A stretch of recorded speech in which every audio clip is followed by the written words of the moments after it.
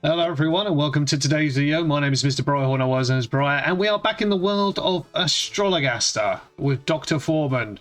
Doctor Simon Forman. Anyway, we are on our journey to get our doctor's license, our medical license, but it's not going particularly well, especially if this lovely lady has anything to say with it. She wasn't very happy with us last time, Mary Payne. Yeah, we don't want to get punched in the fa-la-la-la-la. So let's see what she wants. Good day, Mistress Payne. How may I help you this day? Blessed day, Dr. Forman. Blessed I am day. just come from taking my niece to visit Rochester Cathedral. Thomas Blogg is the cathedral's dean, I believe. Know you of Dean Blogg? I know something of him. Verily, that man is a model to us all. Under his stewardship, the cathedral's decorative furnishings have been stripped away. He has even replaced the silver candlesticks with pewter. Such pious modesty in the sight of God. It's because he's got no money. Indeed. How very interesting. And godly, yes. But what is it that brings you this day? Before I begin upon my business, Dr. Forman, I must commend you for correctly predicting the sinking of the Spanish Armada. Ah, yes. 'Twas I who did predict the great storm that sunk the Spanish ships, was it not? I have oft thought that careful study of coastal weather patterns may provide... And we must give thanks to God for the divine vengeance he wrought upon the heretics. I did hear that by morning our beaches were verily littered with the corpses of Spanish sailors. How Praise very... be to the Lord, his glory to behold. Yes, praise be. But all the same, you seem anxious this day, Mistress Payne. What is troubling you? Indeed, I am troubled, Dr. Forman. I fear for the Queen's health. Everyone is saying that as she is exceeding old, she is soon to die. Ah, yes, I quite understand your feelings, madam. How we love our good Queen Bessie. Long may she reign. But will she? That is the question, is it not? For she cannot live forever, and when at last she does expire, we shall be stricken with such lamentation and grief. Mayhap you, but not I. Elizabeth Tudor is naught but a sceptred whore, but still a whore who presides over the Church of England and keeps Rome at bay. And without an heir, who knows what manner of foreigner may succeed her when she dies? For all we know, he may flood the land with foul popery. Foul popery? I take it you do not care for dried floral arrangements. But, madam, surely fresh flowers are more customary at royal funerals. Did you not heed me, Mr. Forman? I wish to know whether the English throne is safe from a Catholic successor. Oh, I can't Yes, remember. of course. Then let us consult the stars. Is our Queen's long reign in danger of ending soon? And if so, do we risk a Catholic succeeding her to the throne? I honestly can't remember. I'm pretty sure a Catholic does come to the throne, but it kind of alternated throughout history, but I'm not too sure. Let's have a look. The Queen is in love. Unexpected... What? No. It's safe. Even if she dies, her successor will remain head of the Church of England, Lord to Anglican faith. Bonds between nations will be creatively disrupted, with violence and austerity will be imposed as a result. Cooperation offered by a foreign country is not what it seems. This doubtlessly represents England's ally, King James of Scotland. Oh God, what happened? I can't. My history is terrible.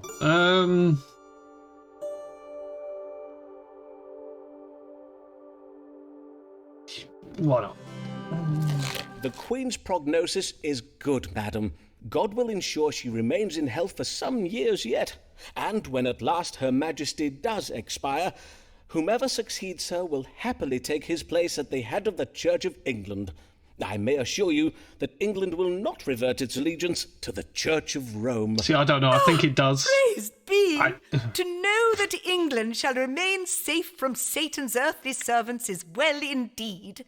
Fare you well, and may God give you a blessed day, Dr. Forman. I think that's the first time she's been happy. Hey. Oh, yeah, let's picture Big's back.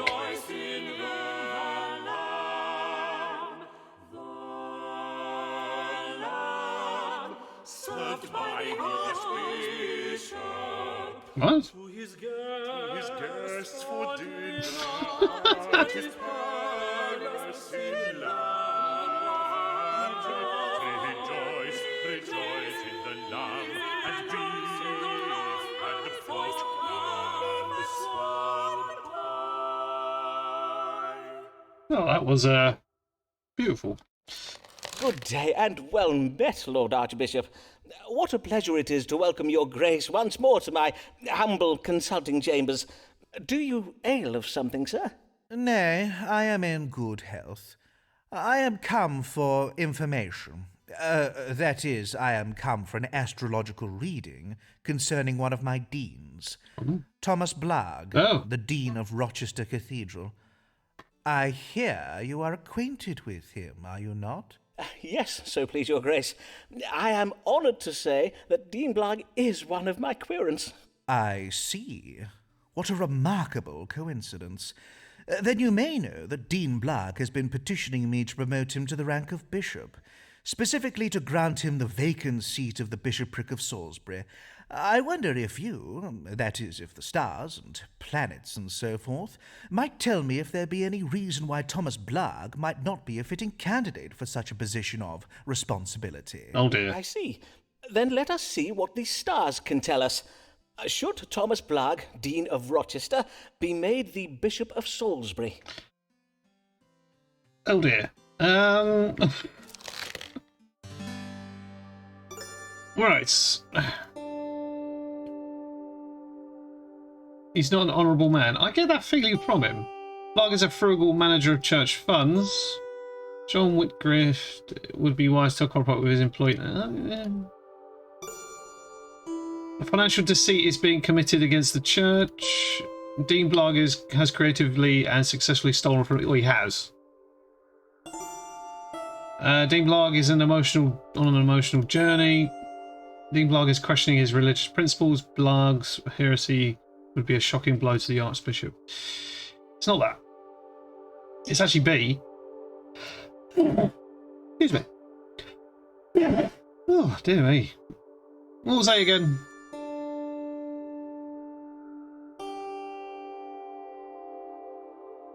Well, he is a frugal manager of church funds.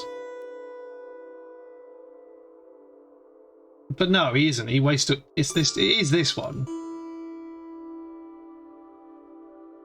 But that'll probably get him killed. It's that one. It is that one. I don't care. You must not grant Thomas Blagg the bishopric of Salisbury, your grace, for it seems Dean Blagg has been embezzling from the church.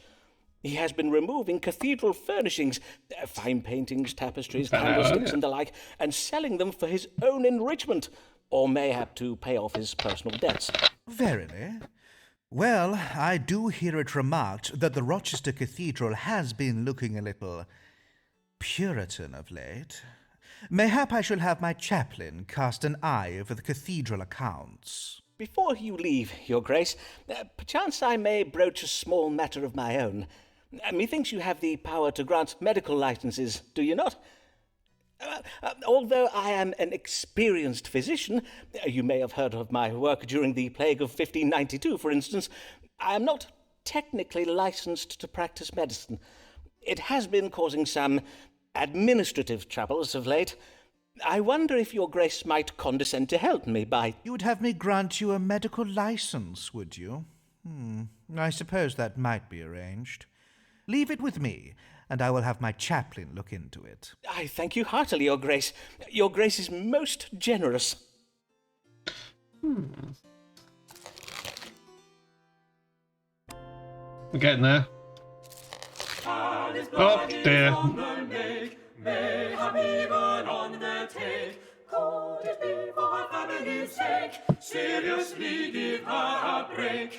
She's going to be angry.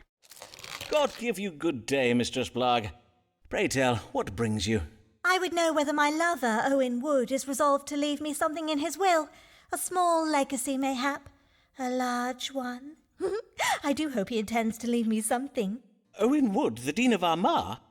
He is your lover? I see.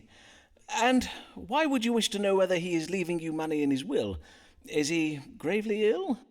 Not presently, but methinks he will be soon, for he has gone to Ireland to join that peacocking mumphead, the Earl of Essex. I see. He has gone to fight in Robert Devereux's military campaign to put down the Catholic rebels in Ireland. But you're being a little harsh, are you not? 'Tis true he has had some bad luck of late, but the Earl is a fine... Oh, a swole-headed failson is what his lordship is. 'Twould not surprise me if he read his map upside down and marched his men into a bog to drown. Pray, let us do my reading, if you please. Certainly. If Owen Wood, the Dean of Armagh, were to die, would Alice Blagg inherit anything from his estate? No. No, she wouldn't. Alright, let's have a look. Owen Wood is frittered away his fortune. What's that one? Time in Ireland will be gentle. Good angels will compel Owen Wood to be faithful to his wife. The romance between Alice Blagg and Owen Wood is marred with conflict and deceit. Owen Wood is keeping a secret is to be revealed upon death. Owen Wood could not resist being charitable to his... No, it's not going to be that one. It's going to be this one. Alas, I am sorry to disappoint you, madam, but Dean Wood has no plans to leave you anything in his will. His entire fortune will go to his wife and children. As it should. Verily, I must own, it does surprise me. Does it, though? For in this chart, I see conflict and lies between you. And it does appear that he is to renounce his adulterous ways and become once again faithful to his wife.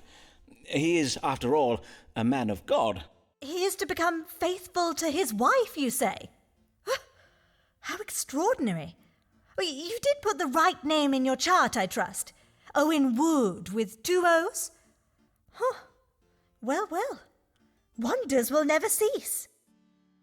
Well, she seemed happy. We're getting there. Come on. Oh God, Tom Spark. This isn't going to go well.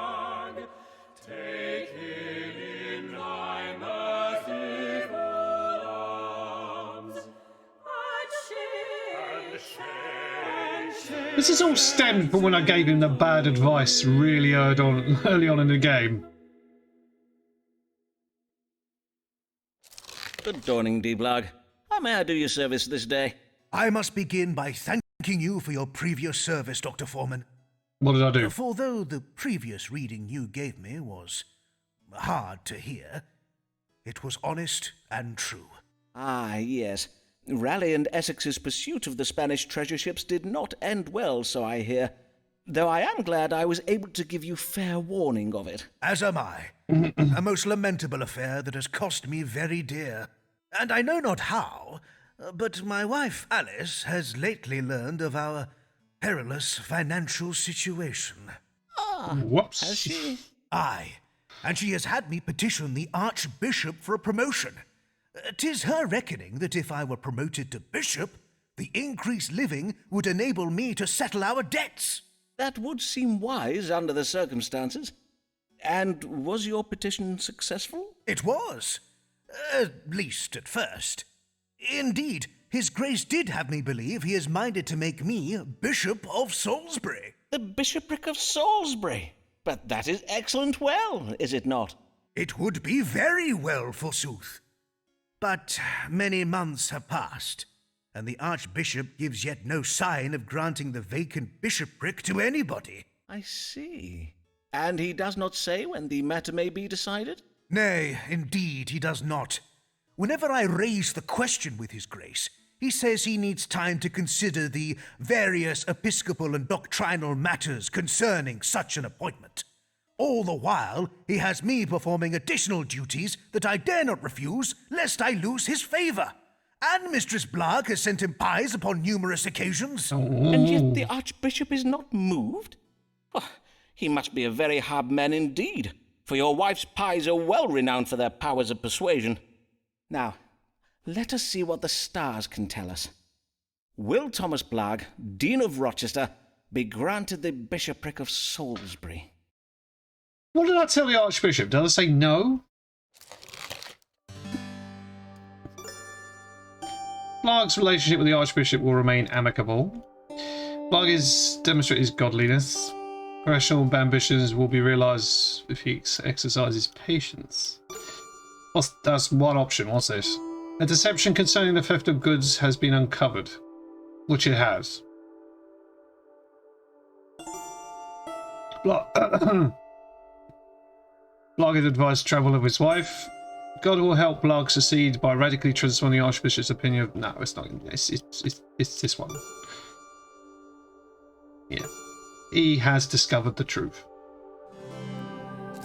You will never be granted the bishopric of Salisbury, I fear, for the Archbishop has discovered some irregularities in the management of Rochester Cathedral. Some missing furnishings, I think? Well, I mean to say, if indeed that be so, then 'tis most egregious. I will have some very stern words with my chaplain. Worry not, sir. The stars indicate that His Grace would wish to avoid any unpleasantness. As is customary with church scandal, he will doubtless remain quiet on the matter for the sake of reputation. Ah, well, of course I too would not want to bring shame upon the church. If there be such vile, false rumours circulating about me, it would be wrong not to consider the attention that my promotion to bishop would invite.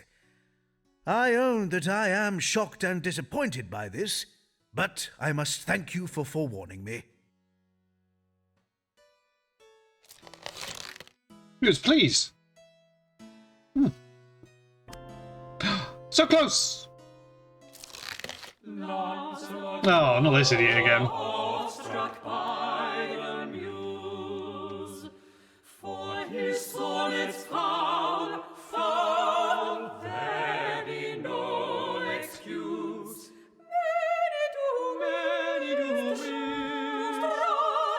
to strike him a chain, and for his verse they done him. Didn't I tell him to leave England? Pretty sure I told him to leave England. Why is he here? Good morrow, Mr. Moore. You are returned from Italy, I see. Aye, and I had the most enlightening experience.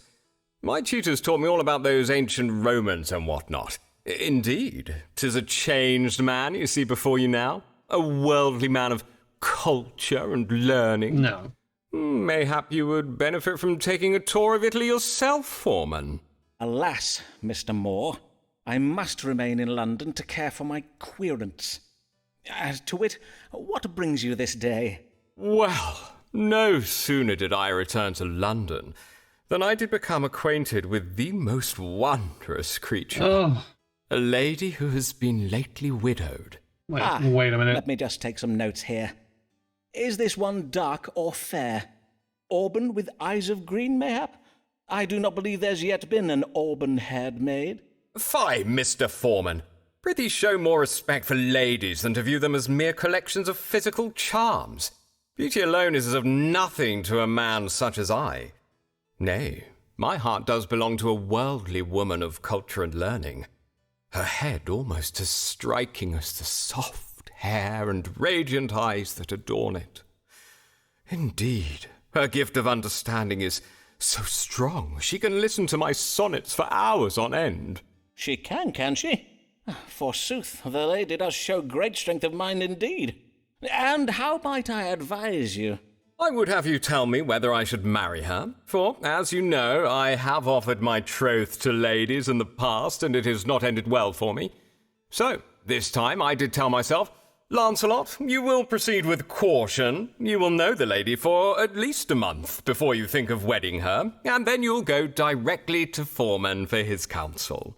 Then let us consult the stars now. Should Lancelot Moore marry this wondrous and worldly widow? Do we know any widows?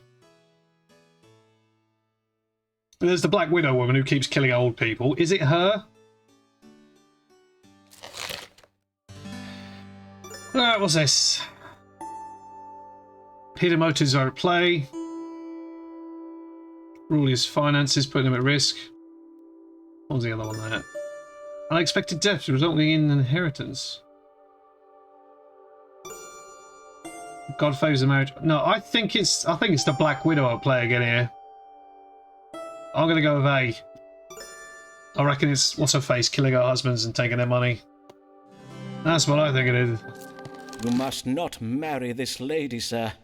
You are a wealthy man, and she has designs upon your fortune that may result in your untimely death. Ye gods! Verily? I am afeard so. You must take care not to let your emotions lead you astray. She seemed so. She told me she... Are you sure? You did not put a planet in the wrong house or whatnot? Aye, quite sure. Oh, well indeed, 'tis most lamentable. Just give me a letter. What a waste of such fine eyes. Mayhap Emma has a sister. It was Emma. I think that's her name. Oh, come on. Sibyl's not blessed, for when she tries her best, Are you going to poison everyone, get high again? from being overdressed to poisoning her guests. Ambition Well, she gave everyone food poisoning, and then she also got everyone high at a different party. So let's see what she's done this time. Good day, Mistress Fortescue. I do hope you may help me, Dr. Forman, for I am mightily afflicted with fever and pain. Yes, I see. Your face is a trifle red in colour. Is it the monkey? When did your troubles begin? At a dinner party, perchance? Nay, 'twas at a luncheon, the one I gave this day. I sought to play a trick upon my friend, Lady Emma Dyer, and I worry God is punishing me for my japery. And what manner of jape did you play on your friend at this luncheon of yours? Pray, describe the ruse to me. Well, I came upon the idea when I took receipt of a trunk full of exotic goods from the New World. Lovely gifts sent home to me by my gallant husband. Know you of my husband, Captain Henry Fortescue? He is a great friend of Sir Walter Raleigh, of course. I think you have mentioned him once or twice, madam. The trunk contained a parcel of dried fruits, full red in colour they were, and with them a note of warning. On it was writ that these fruits, if not consumed in moderation, can provoke a hot, pricking fever when ingested. Ah, yes. I have read of this fruit in the writings of Spanish explorers. Capsicum caramba mequema is the botanical name, I believe. I am well known for serving the most original dishes at my table. Hence my guests were not surprised when I invited them to try my exotic fruit. Was it a pepper? I served them each a sweet pie containing one of these, capsicum... Caramba mequema. But I made sure Emma received a pie containing the very largest fruit, and I the very smallest one.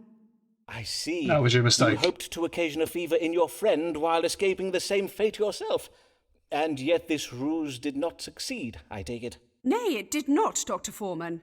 Most of my guests dared only take one bite of their pies before abandoning them, finding themselves unequal to the challenge.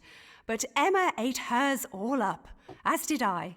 I was sure I would be safe, and that she would turn red and begin to perspire most shamefully, but she remained as cool as a cucumber. But you, madam? But I began to feel such pain in my mouth and throat. Yep. Chili My pepper. face and eyes turned red. Moisture gathered on my brow and bosom, and damp marks appeared on my bodice. I could not conceal it from my guests. 'Twas humiliating.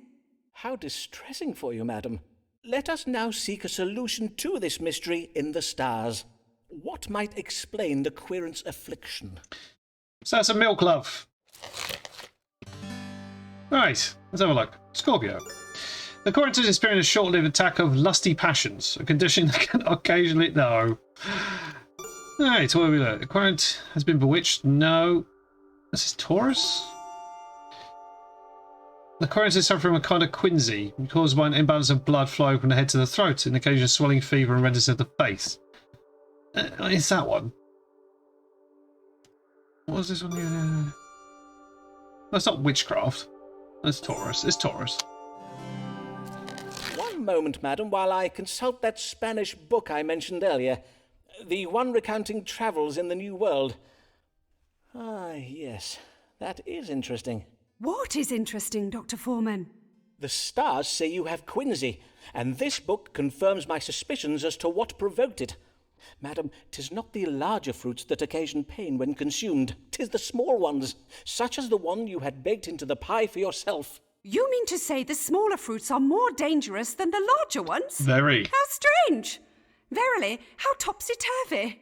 The pain will be gone by the morrow, but in the meantime you may find relief by washing your mouth out with wine. Wine. Burgundy wine? Or will an ordinary claret suffice? Any wine will do, madam. God give ye good even, Mistress Fortescue.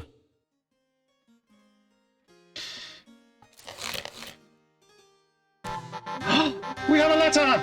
Woohoo! I think we're now up to 4. We're ever closer to getting our license, but I think we'll continue next time after we've again helped this moron in her dinner parties. Just drink some milk, love. Just drink some milk. Anyway, if you're enjoying Astologaster, let me know down below. It's very fun. I think I'm approaching the end. I'm not too sure. I've seen pictures of people I haven't met yet, though, so I don't know how long this game is, but we'll continue on. Anyway, my name is Mr. Bryhorn. I was known as Briar, and I will see you